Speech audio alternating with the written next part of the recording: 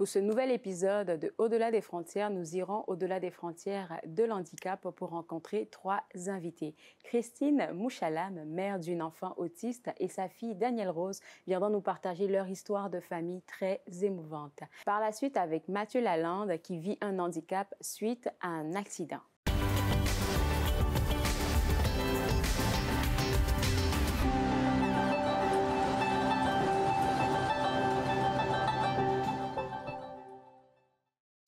Bonjour et bienvenue à cet épisode de Au-delà des frontières. Aujourd'hui, nous allons au-delà des frontières de l'handicap et on aura deux personnes différentes qui vont nous parler de leur expérience. Ma première invitée est Christine, j'ai failli dire le nom de ta fille qui t'accompagne, mais on parlera avec elle un peu plus tard. Christine Mouchalam, une mère qui a un enfant avec des besoins spéciaux. Et c'est sûr que on ne veut pas refaire toute l'histoire parce que ça peut être assez émouvant. On ne veut pas te faire pleurer non plus, mais j'ai envie de te ramener à cette journée-là où tu as reçu le diagnostic de ta fille. Comment tu t'es sentie? Oh, je me suis sentie hors de moi. J'étais carrément hors de moi. Je pense que ces jours-là, mon âme était déconnectée de moi. Et je vivais un peu la léthargie, je peux dire. Mais tout en regardant, en parlant, c'est ça que je me suis sentie. Et surtout que ça m'a été annoncé par une directrice d'une garderie que j'aimais beaucoup. J'avais déposé mon enfant, bien sûr en me rassurant que je ne suis pas professionnelle, mais avec l'expérience que j'ai, je te le dis, ton enfant est autiste. Et quand tu apprends quelque chose comme ça, c'est forcément, il y a forcément du déni en arrière. Beaucoup. Beaucoup, parce que moi, en tant que croyante chrétienne, pour moi, c'était non, ça va s'arrêter tout de suite. C'est ce que je pensais. Et pour moi, c'est comme chaque jour, je pensais que ça devait s'arrêter. Ça devait s'arrêter. Et ça fait 12 ans. Et comment, je ne veux pas dire qu'on s'habitue, parce que j'imagine qu'un parent ne souhaite pas avoir à la base un enfant qui a des besoins spéciaux. Tout le monde aimerait avoir un enfant en santé. Je ne dis pas que ces enfants-là ne sont pas en santé, mais on ne s'attend pas à avoir ce genre de défi-là avec notre enfant. Comment tu as pu vivre 12 années après ce diagnostic-là? Comment tu as survécu à ça? Premièrement, c'était difficile. Je suis tombée, je pense, en dépression. C'est maintenant qu'avec la maturité, je comprends que c'était la dépression. À l'époque, je ne pouvais pas me dire ça parce que je suis arrivée au moment où je maigrissais, j'étais devenue maigre et je coupais tous mes cheveux. J'avais l'air très vieille. À l'époque, si vous me voyez, je ne représentais pas ça. J'avais l'air très vieille. Les gens me regardaient et disaient « Mais qu'est-ce qui se passe? Pourquoi tu as autant maigri? Tu as fané. » Voilà les mots. Mais au fil des ans, j'ai fait les deuils, au fait. Il y a eu une transition entre cette vieillesse que j'étais en train d'aborder et ce que je suis aujourd'hui pour redevenir jeune. Il y a eu une transition. Il y a eu un travail que j'ai fait pour arriver là. Et parlons de la santé mentale en ce moment. La santé mentale en ce moment. Est-ce que tu parles de dépression? Ouais, je me suis adaptée, je peux dire, parce que c'était très difficile. J'ai eu beaucoup de problèmes avec ma nourriture, le sommeil. Déjà, le manque de sommeil m'est imposé. C'est pas que je dors pas parce que je veux pas dormir à cause de la dépression. Non, déjà, le besoin de l'enfant ne te fait pas dormir parce qu'elle dort pas. Elle passe ses nuits blanches. J'ai, je peux dire, 13 ans de sommeil. De besoin de sommeil actuellement. Et j'ai commencé à prendre une vitamine qui m'a été proposée, que je prends tous les matins pour survivre. Pour survivre. Oui. C'est-à-dire que cet handicap, si je peux l'appeler un handicap, parce qu'on est dans le thème de l'émission, que ta fille vit, t'a affecté aussi, ça t'a handicapé en tant que personne? Oui, j'ai été handicapée déjà au niveau de ma santé propre. J'ai commencé à perdre mes cheveux. J'ai commencé à avoir mes ongles qui quittaient. Là. Moi, je ne peux pas faire trop de beauté, de manipulation avec mes ongles parce que mes ongles se décollent. Et aussi, j'ai des bleus qui sortent sur mon corps parfois. C'est ça m'affecte dans ma santé. Et puis, à un moment donné, j'avais porté un moniteur parce que mon cœur battait et s'arrêtait. Je commençais à avoir des arrêts de battement de cœur. On m'a mis un moniteur pendant 3 jours. Et oui, je suis passée par des choses comme ça, parce que tu es en détresse, c'est comme ça doit s'arrêter, ça doit s'arrêter. Et surtout quand tu as reçu une jolie fille, une fille magnifique, tu arrêtes, tu dis mais non, ça doit s'arrêter là. Et puis ça te crée au niveau de ta santé mentale, tu es juste comme, je ne sais pas comment l'expliquer, tu es dans un autre monde en fait. Et en fait, tu n'es pas préparée et je me dis quand un parent a ce diagnostic-là, quand l'enfant est dans le ventre, on est capable de le ou la préparer, dépendamment du parent, en tout cas de les préparer à l'avance. Mais quand tu ne le sais pas et que tu l'apprends des mois plus tard, des années plus tard, il y a une telle réadaptation qu'il faut faire dans ta vie que c'est sûr que ça va affecter ta santé mentale. Exactement. Et puis le grand défi, c'était aussi le fait de barrière de langue. Donc, ici, quand tu arrives dans la région, on dit Ottawa est bilingue, mais ils sont, je peux dire, majoritairement anglophones. Ouais. Et les médecins parlent anglais et te donnent des textes en anglais et tu te sens perdu. Tu rentres avec tes textes à la maison, mais c'est quoi ces histoires? Et puis, on t'amène dans des choses... Les services sont plus anglophone que francophone, c'est très peu Et puis moi, l'anglais était très limité. En son temps, là. Oui, c'est pour cela que j'ai décidé vraiment de créer Famille Éclose pour accompagner les mères à avoir ces services-là en français. C'est très important parce que moi, mon enfant a eu beaucoup de retard parce que je ne comprenais pas la langue. Et maintenant que je suis outillée moi-même et j'ai pris la décision d'avoir des services à domicile et j'ai quitté mon emploi pour l'accompagner, j'ai des services à domicile qui se font en anglais et en français en même temps. Et puis quand ils sont à la maison, même quand ils parlent anglais, je peux demander. Okay. C'est plus facile que quand tu es au centre. Et j'ai vu ils ont commencé les services depuis presque 6 mois. On est allé dans... Oh my God, j'ai la chair des poules. J'ai l'émotion. On a fait un bond, en fait.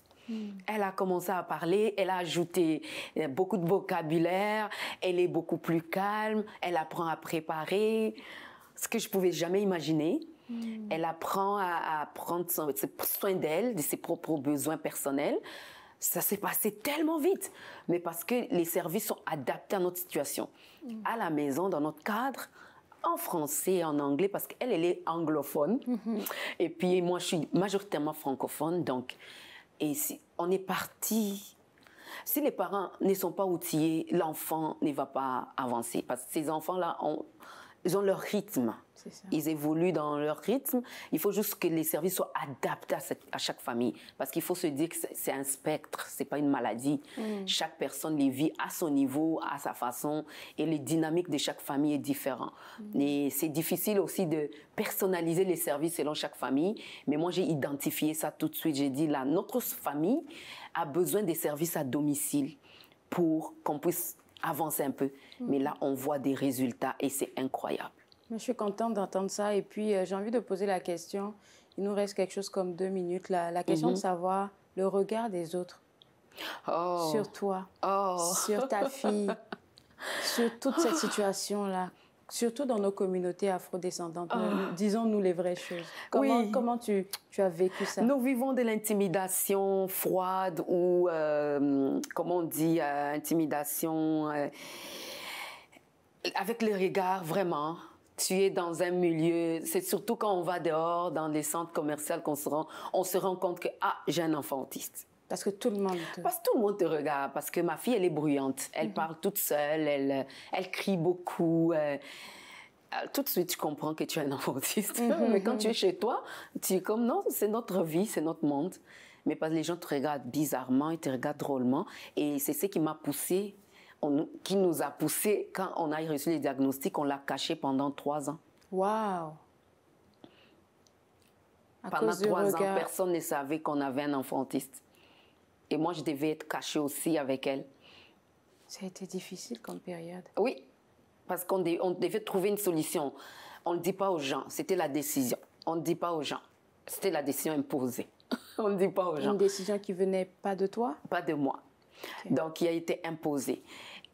OK, d'accord. Mais on vit comment? On la garde cachée. Elle va juste à l'école, elle revient. Et à cette période-là, on ne va même pas à l'église, on ne va pas voir les gens autour. Pas d'activité. Pas d'activité. C'est ce qui fait que jusqu'à jour, je n'ai pas d'amis. Je n'ai pas vraiment une famille où je peux sortir, je pars avec mes enfants, on reste là. Non. Je n'ai pas cette famille-là. Je n'ai pas construit une communauté autour. Il faut se dire que j'ai eu les diagnostics juste 7 mois après qu'on soit arrivé au Canada. Elle avait quel âge? Elle avait 9 mois. Alors aujourd'hui, je n'ai pas construit une communauté autour. Heureusement que mes entreprises, mon organisme, ça m'aide à faire des communautés, mais pas communauté. C'est vraiment très professionnel qui est plus amical. Pendant 3 ans. Oui. Rester caché pour le regard des gens, c'est difficile hein, parce que non seulement tu n'as pas de vie, tu n'as pas de support, tu n'as pas de soutien, c'est normal que tu tombes dans une détresse émotionnelle et bien mentale. C'était vraiment dur, c'était dur. Mais tu n'es pas la seule qui a vécu cette phase de votre vie, là, de ta vie. Il y a aussi ta première fille qui est avec nous et j'aimerais avoir, elle, son opinion sur comment elle a vécu la chose. Avec ta permission, j'aimerais dire ça aux téléspectateurs, c'est avec la permission de maman que la jeune Danielle Rose va nous parler tout à l'heure et puis on se revoit juste après. Merci beaucoup. On se voit juste après la pause. Vous regardez Au-delà des frontières de l'handicap.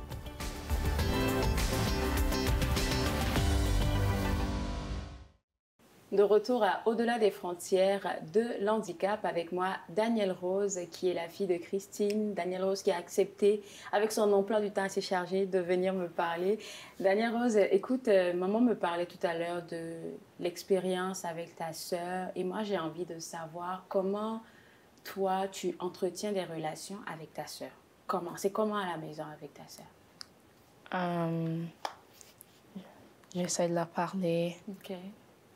Comme jouer avec elle. Qu'est-ce qui était le plus difficile pour toi en tant que grande sœur, dans ton expérience, avec une sœur qui est autiste?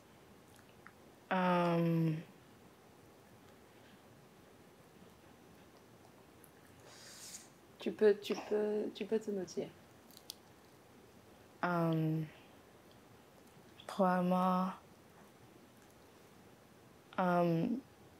notre relation. Avec ta sœur? Tu aurais aimé avoir une relation plus... Comment tu la voudrais, ta relation? Qu'on soit plus proches. Mais tu ne penses pas que vous êtes proches en ce moment? Non. Et est-ce que c'est quelque chose qui t'affecte beaucoup? Je suis habituée. Tu es habituée. Et qu'est-ce qu'il en est de la relation avec maman? Avec ta mère? Qu'est-ce qu'il en est de la relation? Entre moi et elle? Oui. On a une bonne relation. Parce que je te pose la question parce que je sais que, vu que ta sœur a des besoins spéciaux, maman a beaucoup plus... elle donne beaucoup plus de temps souvent et d'énergie à ta sœur. Est-ce que toi, ça ne te rend pas triste certaines fois où... Je ne veux pas dire jalouse, mais est-ce que souvent tu te dis « Oh, j'aurais aimé passer plus de temps avec maman ». Oui. Des fois, je me sens seule. Mais je suis habituée, c'est... Quand tu dis que tu es habituée, j'ai envie de savoir comment on s'habitue à ça. À quel moment, en tant que jeune fille, tu as commencé à te dire « Ok, c'est ça que c'est, puis je vais faire avec ». Comment tu t'es habituée? Comment tu as fait ça? Je peux pas changer. So, c'est juste comme... It's fine. Est-ce qu'il t'est arrivé de pleurer certaines fois? Des fois. Et c'était quoi qui t'a fait pleurer, si je peux demander? Juste le sentiment d'être seule. Est-ce que tu l'as déjà partagé à ta mère, que tu te sentais seule, délaissée un peu? Un peu. Et comment maman, elle a pris?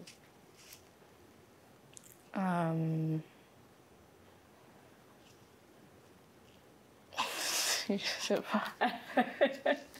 Mais en même temps, tu sais, tu es la grande sœur, hein, et j'imagine que en tant que grande sœur, tu as pris tes responsabilités assez rapidement. Oui. Ouais. Tu as dû grandir un peu plus vite que ton âge, peut-être, Oui. pour prendre soin de ta sœur et tout ça.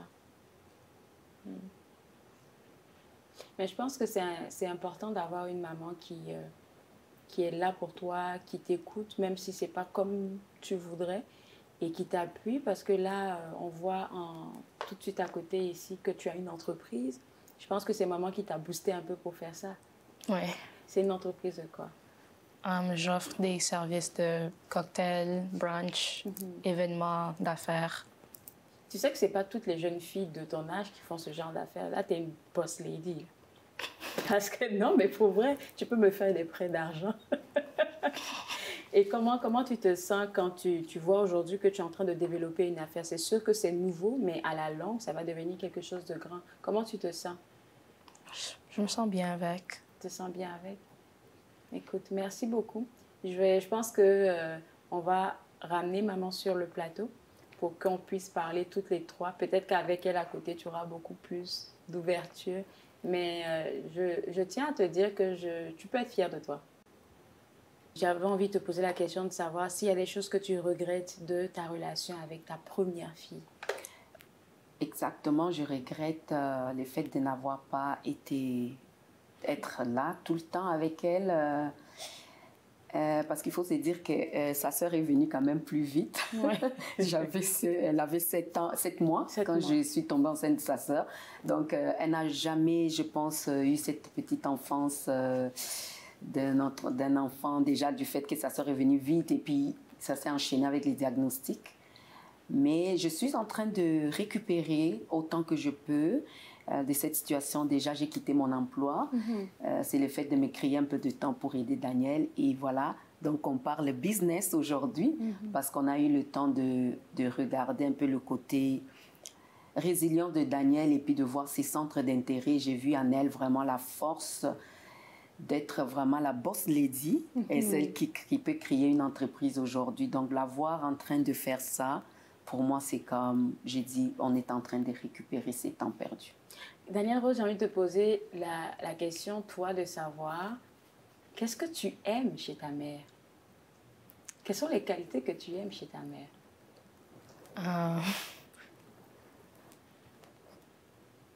Elle fait de la bonne cuisine. Ça, ok, là, je m'invite chez vous direct, là. Oui, c'est ça, elle fait de la bonne cuisine. Est-ce qu'il y a quelque chose d'autre? Elle est amicale et gentille. Ouais. Et comme elle est en train de dire, elle essaie de rattraper le temps perdu. Et là, maintenant, je pense que tu n'as pas seulement ta mère à côté de toi, tu as une coach, tu as une amie. Est-ce que cette relation-là te convient? Oui.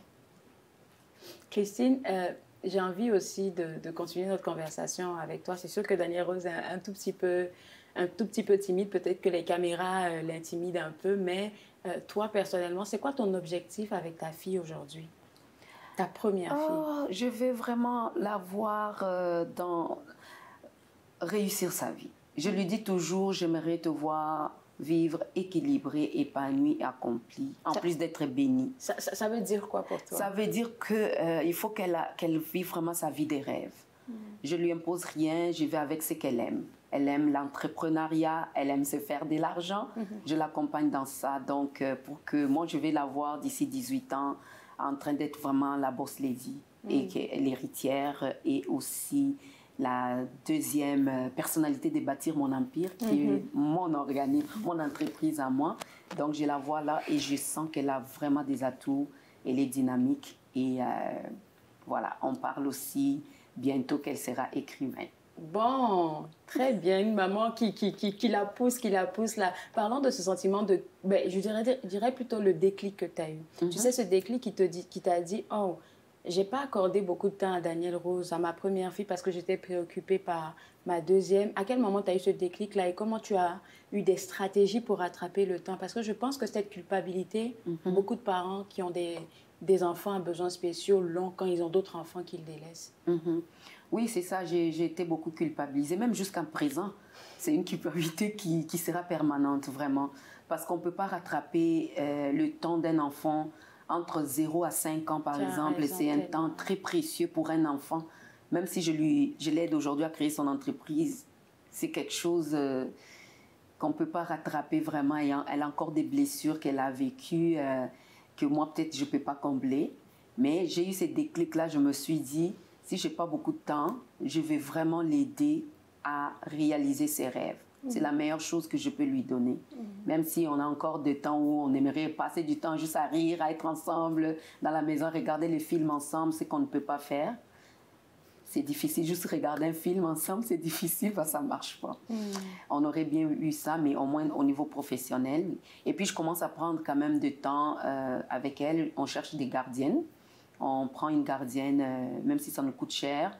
On essaye de travailler dans nos business de façon à épargner un montant d'argent pour payer la gardienne et puis passer du temps ensemble.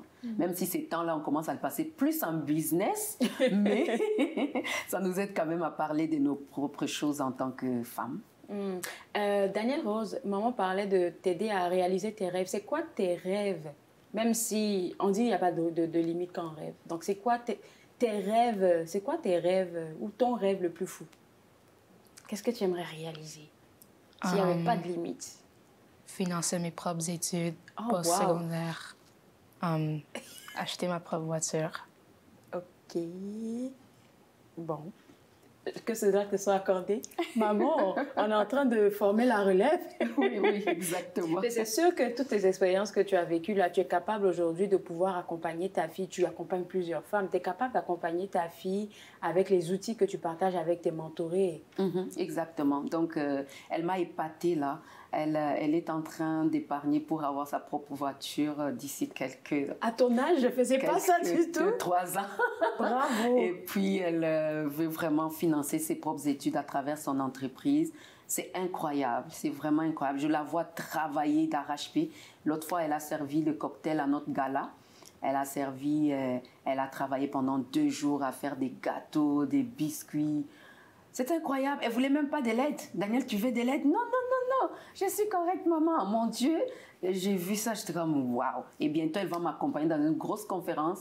Elle va offrir le cocktail là pour presque 200 personnes. Waouh. Incroyable. Sans aide. Est-ce que tu as besoin de quelqu'un pour... Tu veux embaucher quelqu'un là? Je suis là, tu pourrais m'embaucher? Oui, on aura certainement besoin de 2 personnes. Définitivement. Pour l'accompagner à présenter. C'est sûr que c'est un sujet qui est assez difficile parce que vu ce que tu as expliqué en tout début de notre entrevue, c'est toute une phase par laquelle tu es passée et tu continues encore de la traverser. On parle de santé mentale, dépression, tout ça que tu as vécu. Aujourd'hui, en 2024, 12 ans après avoir reçu le diagnostic de ta fille comme autiste, comment tu vis la chose déjà pour commencer et quels seraient tes conseils pour d'autres parents? Je vis la chose, au fait, après avoir passé par tout mon temps de comment je peux déni, dire acceptation, déni, tout ça. Ouais. Mais après, je me suis dit, au fait, c'était une opportunité parce qu'un handicap, au fait, la situation de mon enfant, c'est ce que j'aimerais dire à tous les parents qui me suivent en ce moment, c'est une opportunité de recréer le monde différemment. Donc, c'est ce que j'ai compris tout de suite, en comprenant que c'était une opportunité de recréer mon monde et j'ai aidé, que ce soit Danielle Rose ou sa sœur, à recréer leur monde différemment, à apporter de nouveautés au monde. Et aujourd'hui, on crée nos nouveautés qui deviennent des entreprises et notre façon de faire. Le temps nous manquerait ici d'entrer en détail de nouveautés que j'ai créées, par exemple avec l'enfant qui a besoin de spéciaux. J'ai créé des techniques, des méthodes d'accompagnement, juste avec mon enfant. J'ai eu le temps de l'étudier. C'est ce que j'ai fait. Après ce temps de déni, j'ai étudié mon enfant. Pour accompagner votre enfant qui a des besoins spéciaux, prenez le temps à étudier son cas. Devenez comme le propre médecin, le propre coach de cet enfant. Étudiez-le. En l'étudiant, vous allez créer des stratégies, des techniques qui vont aider votre enfant. C'est vrai qu'on nous accompagne avec des organismes, mais ils ont des techniques et des méthodes très généralisées. Mais vous êtes la seule personne qui comprenez cette personne-là que vous avez à votre gestion. Donc, créez des méthodes, étudiez-le. D'étudier, comment on pourrait étudier convenablement notre enfant? Ce serait quoi tes idées, tes outils? Il y a, je pense, 5 choses sur lesquelles moi j'ai mis du focus. D'ailleurs, je vais livrer mon petit secret. Je suis en train d'écrire un livre sur ça, sur l'histoire de mon enfant et toutes les stratégies que j'ai mises en place. Donc, pour moi, il y avait 5 choses. Par exemple, la première chose, c'était comment on dit, la connaissance de soi. Parce que les autistes, ils ont ces petits défis, la connaissance de soi. Ça dépend du niveau de l'autisme, mais la mienne avait ça. Comme juste le fait de savoir, je suis une personne, je suis où, je suis où. Et les médecins vous disent qu'ils vivent dans un autre monde. mais est-ce qu'il y a moyen d'aller explorer ces mondes-là? Donc, c'est ça l'étude. Est-ce que je peux entrer dans ce monde-là de mon enfant pour aller explorer? Il y avait déjà la connaissance de soi. Et de deux, il y a le langage. Son langage, la connaissance de son langage. Comment interpréter son langage et puis comment recréer ces langages en fonction de son monde-là. Et puis de deux, il y a aussi le côté social. Comme a dit Danielle Rose, c'était très difficile. Jusqu'à présent, on explore encore les difficultés à s'asseoir à trois, faire des choses. C'est difficile. Il faut soit qu'on est à deux, moi et elle, ou soit moi et l'autre. Et quand on se met à trois, ça devient compliqué. Donc, les sociales. Et puis, à part ça, il y a aussi cette capacité de pouvoir manier les choses. Prendre soin de soi, cette personne-là, elle doit prendre soin de soi. Et puis écrire aussi, lire, pourquoi pas. Et est-ce qu'il y a façon de l'accompagner à la lecture? Moi, au début, mon enfant utilisait la tablette avec le programme tablette. J'ai observé mon enfant, j'ai compris que ça ne marche pas. Ces programmes avec elle, j'ai dû me battre avec les professionnels, les écoles. C'est une grosse bataille. J'ai dit, mon enfant ne va pas utiliser ça. Et aujourd'hui, tout le monde m'applaudit parce qu'elle parle. J'ai utilisé une méthode très simple qui l'a aidé à écrire et puis à lire un peu. Et puis à parler, à ajouter des vocabulaires au jour le jour. Parce que j'ai étudié mon enfant, je ne suis pas allée avec les méthodes générales. Le dernier point, je pense que pour l'avoir, là, on va attendre la sortie de ton livre. On ne va pas tout donner si tu en as déjà donné 4 points. Mais c'est incroyable qu'une histoire vécue devienne, je vais dire, une mission de vie. Pour que tu puisses transmettre ton histoire, transmettre tes outils. Et tu es vraiment résiliente. Sincèrement dit, tu es vraiment résiliente. Danielle Rose, merci d'avoir accepté de parler avec moi, timidement, mais tu as accepté de ton expérience avec maman, avec ta sœur et aussi de ton entreprise. Et pour toi, ça serait quoi ton mot de fin en 30 secondes, encore une fois, à ces parents-là qui vivent la même histoire que toi, en 30 secondes? 30 secondes, vraiment accompagner vos enfants, comme je viens de dire, étudier vos enfants qui ont des besoins spéciaux et aussi aider vos autres enfants. C'est ça.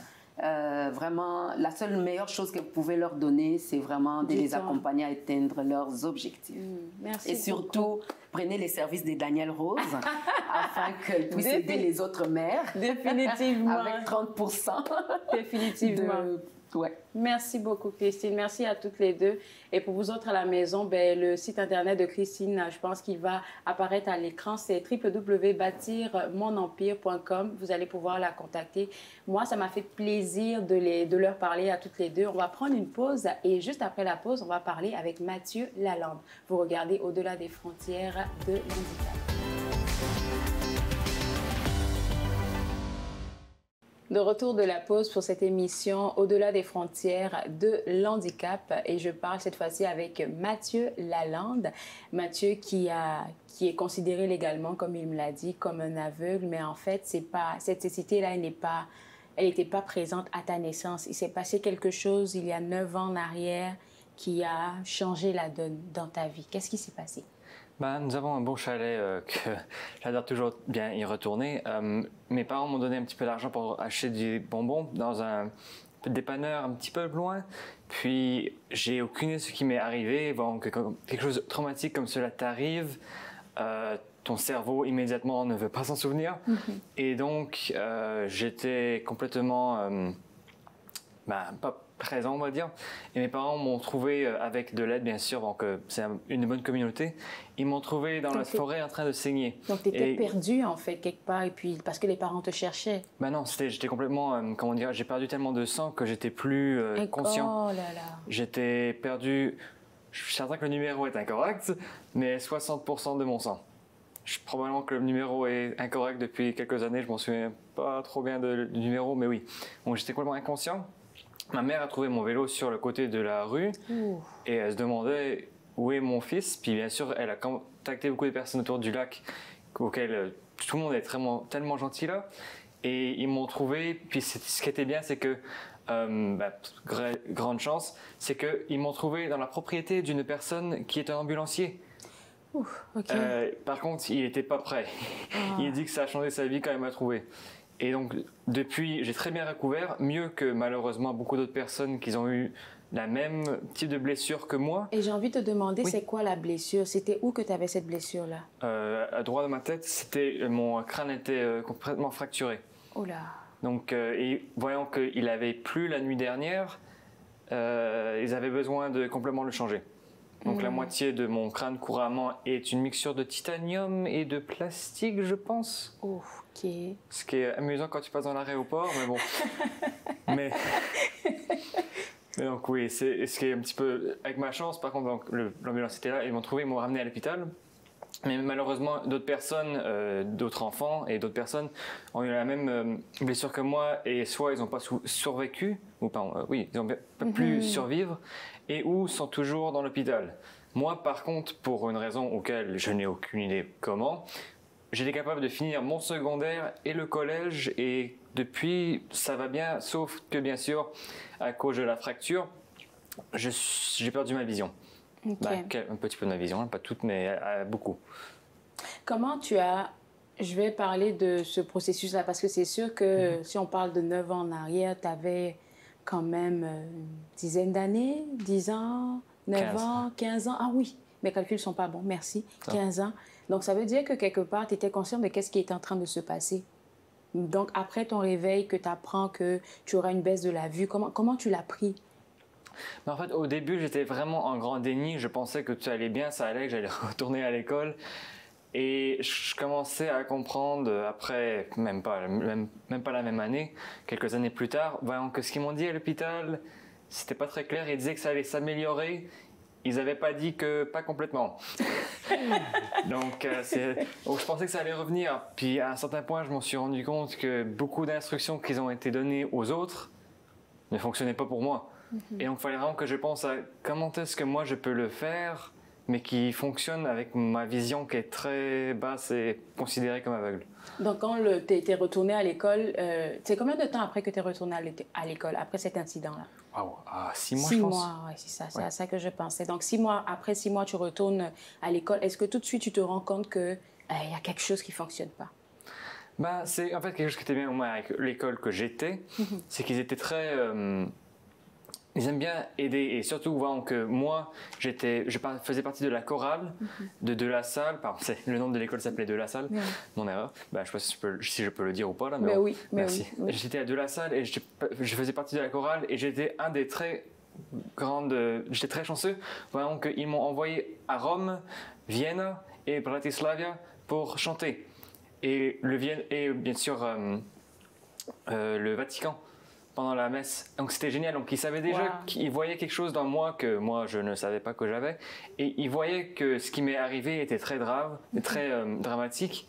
Puis ils voulaient faire le tout pour m'aider. Donc même à l'école, tout ce qu'ils faisaient pour moi, c'était j'étais assez confortable. Puis c'est plus ou moins quand je voulais faire des choses avec mes amis que c'est à ce point que je me suis rendu compte que j'ai des problèmes là. Ça. C'est quoi? Est-ce que tu peux nous donner des exemples de ce que tu vivais avec tes amis? C'est quoi qui se passait? C'est parce que quand ils disaient comme tu vois par là ce qu'on voit, puis je ne voyais pas, j'ai aucune idée de quoi tu parles et d'autres choses comme ça. Ou est-ce qu'on pourrait jouer comme au foot, donc au soccer? Et où est la balle? J'ai aucune idée où est la balle. Oh là, ok, à ce point-ci. C'était... Et parlons maintenant de ce processus d'acceptation-là, parce que là, tu étais un jeune homme qui était plein de vie, et puis du jour au lendemain, tu commences à avoir une baisse de la vue, tu peux plus avoir des activités normales avec tes amis. Comment tu t'es senti et comment tu sais, travaillé dans ce processus d'acceptation-là? C'était en fait extrêmement difficile, j'imagine. Aussi parce que le zone de mon crâne qui s'est fracturé, cet area-là du cerveau, quand endommagé, selon on m'a dit par différents spécialistes, peut causer deux choses. La religion, qui était quelque chose de bizarre pour moi aussi à ce temps-là, mais bon, et aussi d'être suicidaire pour quelques temps. Donc j'ai malheureusement essayé plus qu'une fois avant que juste avant que ça s'améliorait. Donc ma vision, même après dans l'hôpital, c'était pire que ce l'est maintenant. Donc ça s'est amélioré, mais c'était pas facile. J'étais très suicidaire et religieux plus ou moins là, mais pas vraiment. Donc c'était... Pendant ces moments-là, ça a dû affecter tes parents. oui, bon, qui ne savait pas quoi faire. Tu as un enfant qui est suicidaire, qui est plus capable de faire ce qu'il pouvait faire. Et, ouais. Et parle-nous de tes relations avec tes amis, vu qu'il n'y avait plus, tu sais, la même dynamique, tu sais, quand on faisait les activités et tout ça. Est-ce que tu en as perdu des amis? Est-ce que tu t'es retrouvé seul? Non, mais ils étaient en fait très supportifs, puis ils voulaient vraiment juste m'aider, mais... Ils ne savaient pas comment. Je trouvais qu'il y avait un petit peu un inconfort, qu'ils ne savaient pas quoi dire et de quoi faire. Donc, je n'ai pas perdu des amis, mais c'était un petit peu plus inconfortable comme amitié que grand-chose. Et qu'est-ce que tu as trouvé difficile dans cette période-là? Parce que oui, tu as parlé du fait que tu avais des pensées suicidaires et que tu as même essayé. Ouais. Il y avait aussi le fait que tu ne te sentais pas vraiment, si je peux me permettre de le dire, hein, tu ne te sentais pas vraiment à ta place avec tes amis d'avant. Donc, comment tu as navigué toutes ces émotions-là et comment tu en es sorti aujourd'hui? Qu'est-ce que tu retiens de cette phase de ta vie? Eh bien, en fait, c'est beaucoup de mon entourage, donc beaucoup de personnes m'ont dit, comme beaucoup de personnes comme Albert Einstein, avaient aussi des problèmes comme ceux-là, et beaucoup de personnes se sont rendues compte que mes notes, avant que...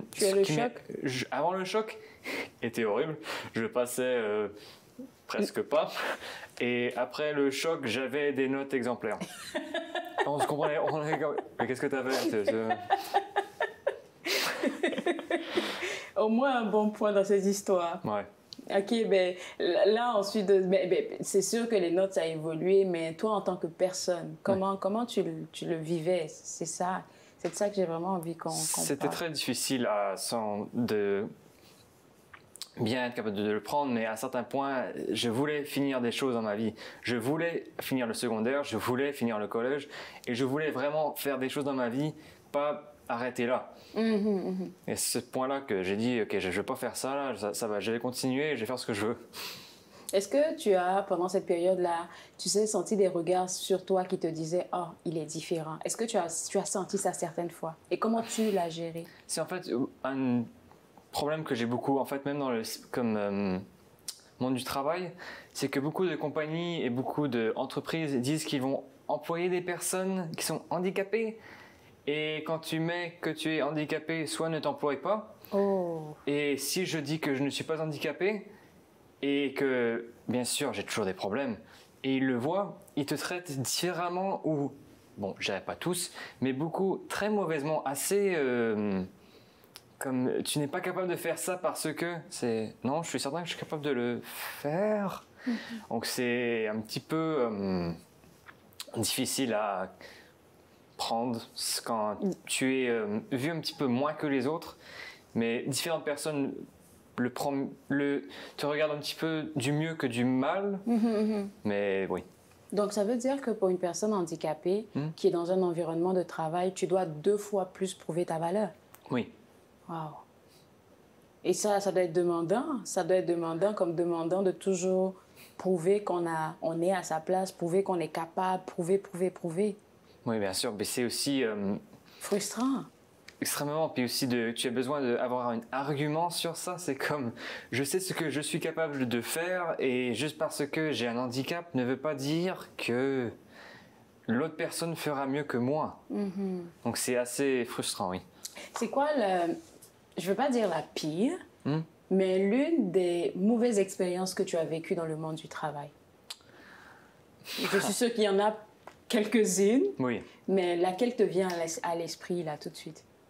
Je fais attention à... sans nommer. C'est bien sûr, oui. Oui. C'est que beaucoup de fois, c'est soit il y a des différentes tâches auxquelles je ne suis pas confortable et je dis, est-ce que quelqu'un d'autre pourrait le faire et autres? Donc, et je ferai ce qu'il fait à la place. Oui, d'accord, mais on va te donner moins de travail et comme tu as travaillé moins d'heures. Mais pourquoi? Il fait ce que j'allais faire et je fais ce que lui il fait. Quoi? C'est une forme d'injustice? Oui, c'est un petit peu insultant bien sûr et aussi qu'est-ce que je suis supposé faire pour aider? Je suis bien sûr tout à fait d'accord que je ne peux pas me réparer. Je ne suis pas un robot auquel tu peux changer des morceaux là. Je sais que j'ai des problèmes mais que je peux définitivement faire le travail des autres et quand il peut faire le mien. Donc ça arrive. Est-ce que tu as eu à te défendre comme tu le fais en ce moment, comme expliquer que oui, j'ai des problèmes, mais je suis capable de... Est-ce que tu as eu à te... Plus d'une fois? Oui. Est-ce que ça a changé quelque chose dans l'entreprise dans laquelle tu étais? Pas vraiment. C'est en fait pour ça une des choses que j'ai commencé à faire moi-même. Bon, j'ai vu à un certain point, ça peut être un petit peu déprimant bien sûr, et c'est difficile. C'est que j'ai commencé ma propre compagnie de jeux vidéo qui s'appelle Dual Booted Games sur le marché Steam, qui s'appelle Dual Booted. Et j'adore employer des personnes qui ont des handicaps. Donc, bien sûr, même moi aussi, j'ai compris que où est le problème.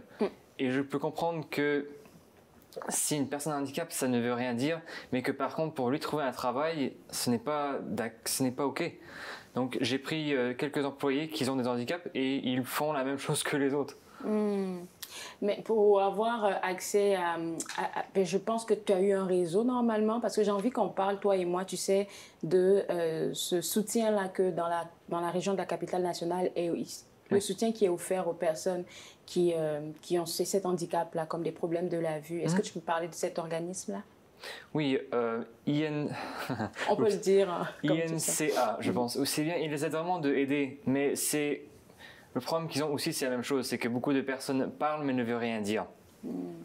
Ils disent qu'on va bien sûr prendre des personnes handicapées, mais ne le font pas. J'ai fait beaucoup d'entrevues et d'autres choses, beaucoup de compagnies et d'organismes, et même chose. Par contre, ce qui est bien, c'est qu'ils m'ont aidé avec beaucoup d'autres choses. Par exemple, au début, j'avais un petit problème avec un cadenas. Donc, ils avaient un cadenas qui était plus facile à utiliser. Et d'autres choses aussi qu'ils aiment bien aider, comme avoir un réseau. Je ne parle pas à beaucoup de personnes, donc ils ont aussi des appels avec des employés ou des personnes qui emploient des personnes. Donc j'ai un réseau auquel aussi ils m'envoient des personnes qui ont des handicaps qu'ils ne veulent pas vraiment, mais qui comprennent qu'ils devraient avoir un travail, donc ils me les envoient. OK. Donc, du coup, tu as été desservi, je pense, par cet organisme-là dans la région. Tu as déjà travaillé avec eux, puis aujourd'hui, ils sont devenus tes partenaires parce qu'ils te permettent d'avoir des personnes pour travailler dans ton entreprise. Oui. Alors, je vais prendre une pause. On va prendre une pause et après la pause, on va aller creuser un peu dans le lancement de cette entreprise-là et puis tu vas nous parler un peu de qu'est-ce que c'est, qu'est-ce que tu fais et puis on va s'affairer un peu là-dessus. Je te garde avec moi et vous-même d'ailleurs. On revient juste après. Vous regardez Au-delà des frontières de l'handicap.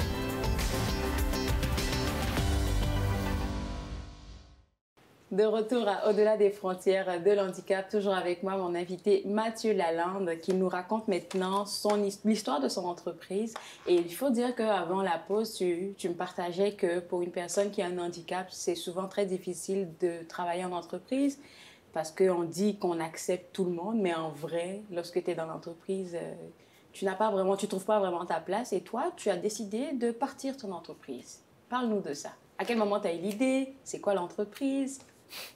C'était en fait après le collège et aussi bien sûr que je me suis rendu compte que le marché du travail était assez bizarre, au moins pour moi.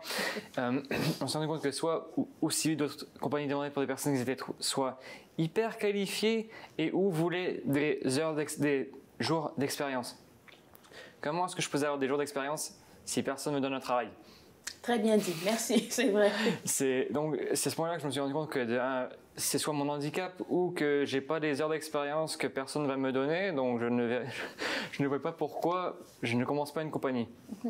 Et donc j'ai commencé Dual Booted Games, auquel on fait des jeux vidéo, beaucoup de jeux vidéo en fait.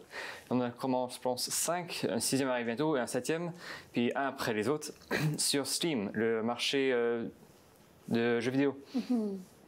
Oui, bien sûr, on emploie beaucoup de personnes qui ont des handicaps. Donc, je me suis rendu compte qu'on est assez stigmatisé et juste maltraité dans ce marché. Et donc, j'ai 2, 3, 4 employés auxquels on a des handicaps et n'importe quel temps de plus qu'ils ont besoin ou des petites accommodations qu'ils ont besoin, je ne vois pas où est le problème et je leur donne. C'est ça que je te disais quand on parlait à la pause. Souvent, il nous arrive des affaires. Mais en vrai, c'est parce qu'on est la solution à ce qui nous arrive. Et là, maintenant, aujourd'hui, tu emploies d'autres personnes qui ont des handicaps.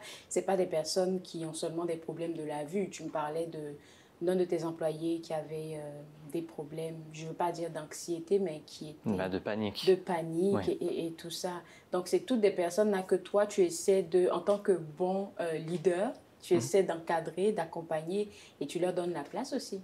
Oui. Alors, dis-moi, pourquoi avoir choisi le monde des jeux vidéo? J'imagine que c'est parce que tu l'aimes, mais te lancer en entreprise là-dedans? C'est parce que j'ai toujours aimé les jeux vidéo en général, mais aussi j'ai toujours bien aimé programmer depuis assez longtemps en fait. Okay. Et je pense que j'étais assez bon, on va dire, mais bon, je suis pas sûr. Mes notes étaient pas mal au collège, mais je trouvais une grande passion à le faire. Puis, lancer une compagnie, c'est aussi, tu n'attends pas que quelqu'un construise un pont pour toi, tu le construis le pont pour toi-même. Sinon, tu vas attendre pour très très longtemps. Et c'est très possible que ça ne va pas arriver. Et donc, toi, tu t'es lancé dans cette aventure-là. Est-ce que tu as trouvé le fait de te partir en entreprise difficile? Est-ce que c'était challengeant? Oui, c'est parce que j'ai une certaine... Bon, j'avais pas un problème, mais je suis une personne qui, quand j'ai un objectif à faire, je le fais. Ce que mes professeurs au collège adoraient, mais je ne dormais pas. J'avais café après café après café après café, et ça, c'était assez... bon, on va dire... Ça enlevait beaucoup de mon énergie. Je n'arrête pas de travailler. Puis mais c'est beaucoup de bon avec ça. Je fais des bons jeux vidéo et je m'amuse. C'est quoi les genres de jeux vidéo que tu proposes dans ton entreprise? Beaucoup de personnes me demandent où est-ce que je trouve ces idées. J'ai aucune idée, mais beaucoup de choses arrivent dans ma vie, comme le dernier, je pense, et bon, pas le nouveau qui arrive bientôt, là, où je n'ai pas donné trop de détails avec celui-là. Donc l'avant-dernier alors? Qui s'appelle La chasse du loup. C'est parce que de retour à mon chalet, que j'adore aller, moi et mon père, on marchait dans le lac et on entendait quelque chose qu'on pensait, est-ce que c'est un chien qui pleure dans la forêt? Est-ce qu'on va regarder? On est comme, ok, non, on n'est pas sûr là. Donc on est capable de trouver un réseau assez puissant, donc c'est toujours de temps en temps pas génial vers là. Et on a vu que ça veut dire que les loups, quand ils jouent entre eux, ça donne un petit peu le bruit qu'un chien est en train de pleurer. Et donc, si on allait pour le voir, on aurait eu un petit problème. Et à ce point-là, je me suis demandé, qu'arrive-t-il si un chasseur prendrait un loup qui était un bébé? Que ferait le loup? Et donc, à ce point-là, je suis comme, ça serait pas mal ça comme jeu. Donc, c'est de là que c'est parti. Oui. Ok. Et donc, tu joues comme un loup et tu essaies de sauver tes louveteaux qui ont été pris par les chasseurs. Et donc, beaucoup de choses dans ma vie auxquelles j'ai toujours l'idée, je suis comme, ça serait pas mal ça dans un jeu. Et puis, c'est comme ça que ça part. Donc, aujourd'hui, tu dis que tu es rendu à 6 jeux vidéo et le 7e arrive. En fait, le 6e va être le prochain, qui devrait arriver très bientôt, en fait. D'ici la fin de l'année? Le mois prochain, je pense. Le mois prochain. Ben, en tout cas, on reste... Où est-ce qu'on peut avoir accès à ça? Je pense, comme j'ai dit, sur Steam. C'est une application que beaucoup de personnes qui jouent des jeux vidéo utilisent. C'est la place qui sont un petit peu moins irritant, je veux dire. Donc, beaucoup de choses qui utilisent les iPhones et autres pensent le App Store ou sur Android, le Google Play. Mais par contre, eux, ils sont très...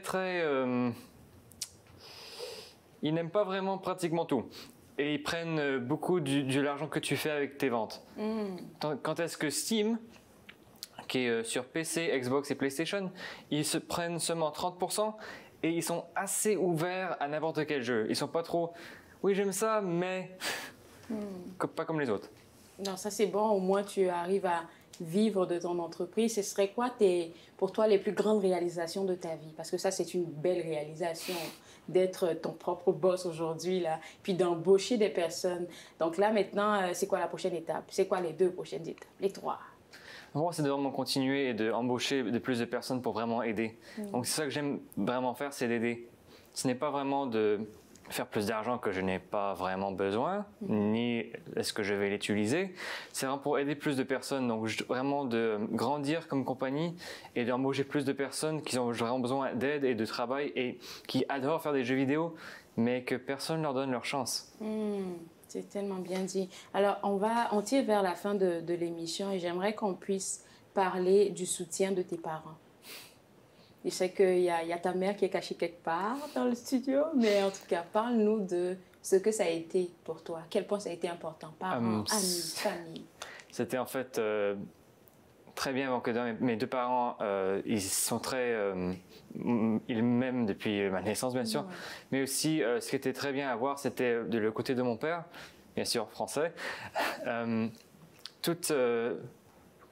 Oui, beaucoup de sa famille sont venus au Canada et ils ont resté avec nous pour presque un an.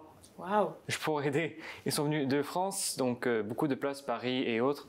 Ils s'en ont rendu compte que ça n'allait pas, que j'étais vraiment en mauvais état. Puis ils n'ont même pas y pensé. Ils sont tous rentrés dans l'avion immédiatement et sont venus. Donc le support familial, c'est important en fait. Tu l'as senti. Oui. Et ça, souvent, j'ai entendu dire par des médecins, souvent dans des séries aussi, que ça aide à guérir. Ça aide la personne à guérir, de se sentir aimée, tu sais, soutenue, entourée et tout ça. Je suppose que ça t'a aidé, toi. Ben oui, bien sûr. Surtout que, à côté de mon père, on a toujours des clowns. Donc, il y avait beaucoup à rire là-bas. Tant mieux. Et comme je l'ai dit tout à l'heure, tu sais, on tire vers la fin de l'émission. Il t'a dit des affaires qui sont assez intéressantes et j'espère que ça va faire réfléchir les personnes parlant du milieu du travail. Est-ce que tu aurais un message pour les personnes qui disent vouloir employer des personnes qui ont des handicaps, mais en vrai, ils ne sont pas tellement... Je voudrais vraiment qu'ils essayent au moins d'avoir... Beaucoup de personnes disent qu'ils ont un grand cœur et ils aiment tout le monde et n'importe quelle chose, mais il faut vraiment, de ce que tu dis et fais, il faut vraiment faire quelque chose de ce que tu viens de dire, ne pas le faire, ce n'est pas comme ça que ça fonctionne. Il faut vraiment que tu ouvres ton cœur et tes yeux et que tu vois vraiment de ce que tu es en train de faire n'est pas vraiment acceptable et de vraiment donner la chance à n'importe qui pour n'importe quelle raison. Est-ce que tu aurais des conseils concrets, des conseils pratiques, je devrais dire, pour ces personnes-là? Est-ce qu'il y a des accommodations qu'ils devraient faire pour accueillir des personnes qui ont un handicap dans un milieu de travail? Oui, bien sûr.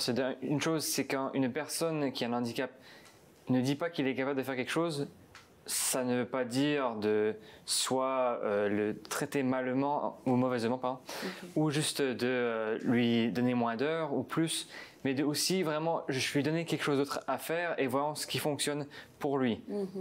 L'adapter en fait. Oui. L'adapter. Alors, ok, ça c'est une première des choses. Et deuxième des choses, pour les personnes qui sont atteintes d'un handicap, peu importe, ce serait quoi, toi, tes conseils pour... Tu sais, souvent on se sent mal à l'aise quand on a un handicap. Donc, ce serait quoi tes conseils pour eux? Il faut vraiment être prêt au stress. Par exemple, le gouvernement canadien ils essayent de donner de l'argent aux personnes comme nous. Ce n'est pas assez pour mon loyer ni ma nourriture. C'est en fait assez pour mon loyer, mais pas ma nourriture. Ça donne l'impression que je ne vais pas avoir assez pour la journée d'après pour manger. Donc il faut vraiment être prêt au stress, mais de aussi se rendre compte que tu es capable. Tu es capable, oui. C'est vraiment un très beau message que tu viens d'adresser. Alors, écoute, merci beaucoup d'avoir pris le temps de nous parler, d'avoir pris le temps de nous partager tes défis de tous les jours. Et puis, moi, je vais te souhaiter bon succès pour la sortie du prochain jeu vidéo, ça sera le mois prochain, donc le mois de juillet. Alors, merci beaucoup à toi, Mathieu. Et pour vous autres à la maison, je pense que Mathieu a fait passer un très beau message, surtout aux professionnels. Si vous mettez dans vos critères que vous êtes capable d'accueillir une personne handicapée, mettez les accommodations qu'il faut pour pouvoir les accueillir parce qu'ils peuvent et ils sont capables de faire de belles affaires. C'était notre émission Au-delà des frontières de l'handicap. On se revoit à un nouvel épisode. Bye bye.